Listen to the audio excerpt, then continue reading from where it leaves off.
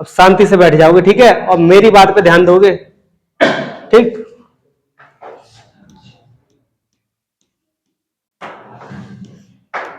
Gauss की प्रमेय, Gauss की प्रमेय।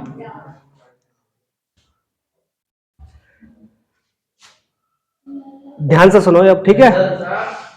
देखो गॉस की प्रमेय क्या कहती है।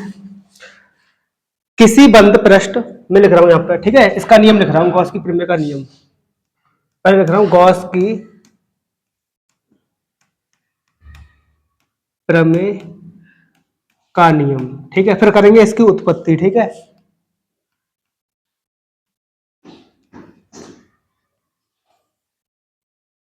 तो क्या हुई, किसी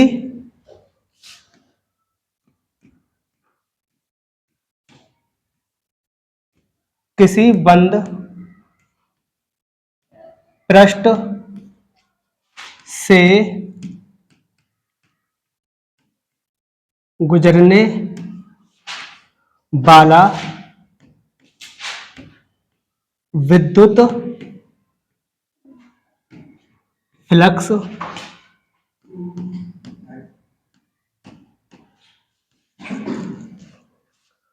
उस घिरे हुए कुल आवेश का कुल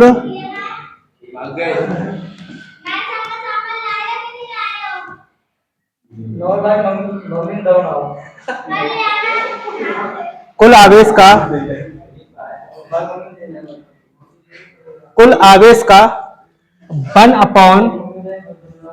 1/1/, एप्सिलॉन 0 गुना होता है, 1/एप्सिलॉन 0 गुना होता है, ठीक है।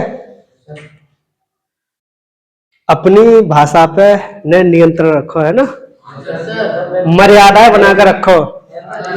तो क्या कहता है गॉस की प्रमेय का नियम, किसी बंद पृष्ठ से गुजरने वाला विद्युत फ्लक्स उस घिरे हुए कुल आवेश का 1/एप्सिलॉन 0 गुना होता है, ठीक है। ये तो इसकी परिभाषा हो गई, ठीक। अगर मैं बात करूं इसकी उत्पत्ति, ठीक है, गॉस की प्रमेय की उत्पत्ति, तो देखो कैसे करेंगे इसको। एक लेंगे हम सबसे पहले सर्कल, ठीक, जो ले लिया मैंने एक सर्कल, ठीक ठीक, इतनी बात समझ में आई। अब लेंगे देखो जाता हम प्लस क्यू आवेश, अंदर लेंगे इसके प्लस क्यू आवेश, और इसी पे हमें क्या याद करना है, विद्युत फ्लक्स, ठीक है। एक बात बताओ मुझे, यहां से यहां तक की दूरी कितनी होगी, मैंने मान ली दूरी r, ठीक है, और मैंने तुम्हें बताया है जो विद्युत फ्लक्स होता है वो प्लस क्यू आवेश से दूर जाता है, ठीक है। जो विद्युत क्षेत्र होगा वो प्लस आवेश से दूर जाएगा, यानी कि जब प्लस आवेश से दूर जाएगा, ठीक है। एक बार बताओ, ये दूर जा रहा है ना इस प्रकार, ये क्या है, ई, इसका मतलब ये क्या है, सिंबल ई। मेरी बात सुनो, ढंग से सुनते रहो, ठीक है। एक बार बताओ, मैंने तुम्हें यहाँ पे बताई कि जब हम किसी चीज का रिजल्ट तैयार करते हैं, निकालते हैं, तो उसमें हम क्या बांटते हैं, उसमें छोटे छोटे क्षेत्रों में, जिसे बोलते हैं हम अल्पांश, क्या बोलेंगे, अल्पांश, छोटे छोटे क्षेत्रों में। देखो इस प्रकार, अब जी कैसे गुजर रहा है, ये लंबवत, ठीक है, कैसे गुजर रहा है, ये लंबवत, यानी मैं कह सकता हूं जो इसका थीटा इक्वल टू कितना होगा, इसका 0 अंश, ठीक है। और छोटे छोटे क्षेत्रों में बांट रहा हूं मैं, अल्पांश में, इसका मतलब है जे डी ए। अब जो विद्युत फ्लक्स निकालेंगे हम, वो निकालेंगे इसके बाहर, क्योंकि अंदर तक क्या है इसमें, जो नियम के खिलाफ होता है, ठीक है, अंदर क्या होगा, नियम के खिलाफ होगा। समझ में आ रही है बात। इसका विद्युत फ्लक्स का मैंने सूत्र बताया क्या, देखो विद्युत फ्लक्स का सूत्र लिख रहा हूं यहां पे मैं, विद्युत फ्लक्स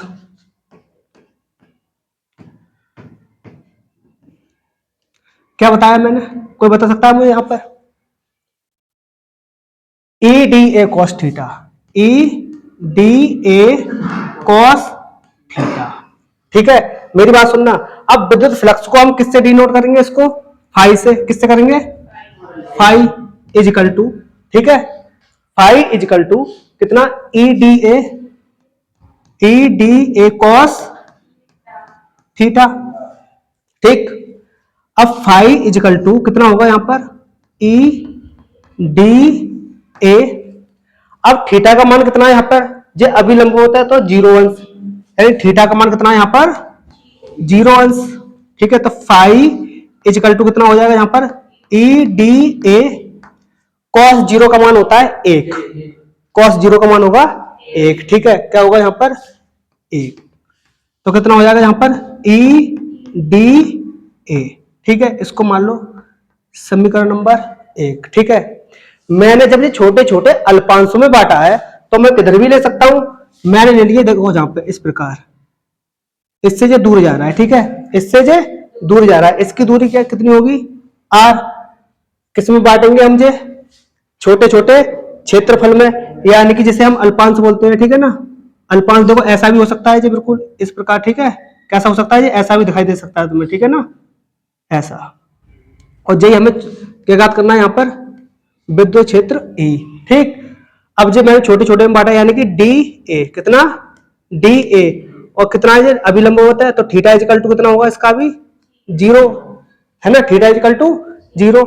अगर मैं एक काम करूं यहां पर, theta equal to E D A cos, theta का मान कितना है? 0 अंश, 0 अंश। तो फाई इज इक्वल टू कितना हो जाएगा जी? ई डी ए, और कॉस 0 का मान कितना होता है? 1, ठीक है। इसका मान कितना हो जाएगा? 1। तो इसका मल्टीप्लाई करेंगे 1 में, जो हो जाएगा ई डी ए। इसको मान लो समीकरण नंबर 2। यानी कि मैं कह सकता हूं, जब मैंने इधर ज्ञात किया तो इधर भी ज्ञात कर सकते हैं, ठीक। इसको भी बांटेंगे हम किसमें? छोटे छोटे अल्पांश में। किस में बांटेंगे? जिसे बोलते हैं हम अल्पांश, ठीक है। ई ज्ञात करना है हमें, और जे कितना होगा? डी ए, ठीक है। जे क्या है? अल्पांशी तो है जे, तो थीटा बराबर कितना होगा इसका भी मान? जे क्या है? अभिलंबवत 0 होगा। यानी मैं कह सकता हूं किधर भी मैं ज्ञात कर लूं, किधर भी, तो कितना आएगा? देखो यहां ज्ञात कर रहा हूं मैं, ठीक है। ऊपर कर लूं इसको, देखो थोड़ा सा ऊपर कर रहा हूं, ठीक, इस प्रकार।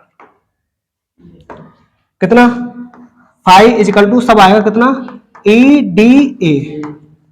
यानी मैं जितना भी कर लूं, किधर की साइड में कर लूं, ठीक है ना, सब ई डी ए, ई डी ए। अब मैं इसका निकालूंगा टोटल, यानी इसका करूंगा मैं टोटल। एक काम करो, इसको मान लो डी ए, छोटे छोटे में बांटा है ना मैंने, तो डी फाई और जे डी फाई, और जे भी डी फाई, और जे डी फाई। अब मैं निकालूंगा इसका टोटल, यानी कि फाई टोटल, ठीक है। समाकलन का चिन्ह मैंने बताया है, किसी बंद पृष्ठ का निकालते हो तो समाकलन लेते हैं वहां पे, ठीक है। हम हाँ, तो क्या लिखूंगा मैं? Close surface. क्या लिखूंगा? क्लोज सरफेस, यानी बंद सतह, ठीक है, या बंद पृष्ठ, ठीक। कितना है देखो, टोटल करो कितना होगा जी? ई डी ए। इसका मतलब है जी बंद पृष्ठ। गोला का मतलब पूरा वृत्त, समझ में आ रही है ना ये? इसका मतलब क्या है जी? पूरा।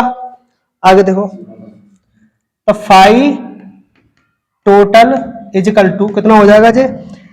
अचर पद भार ले लो यहाँ पे। समाकलन में नियम क्या कहता है? अचर पद लेंगे हम यहाँ पे भार, यानी कि ई समाकलन, ठीक है। बंद पृष्ठ, कोई दिक्कत यहां पर? कितना बचा? D A. यहां पर कोई दिक्कत? जहां तक दिक्कत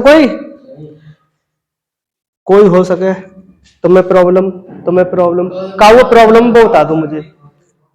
समझ में आ रहा है ना सबको? ठीक। अरे समझ में आ रहा है ना? ठीक, दिखाई दे रहा है सब?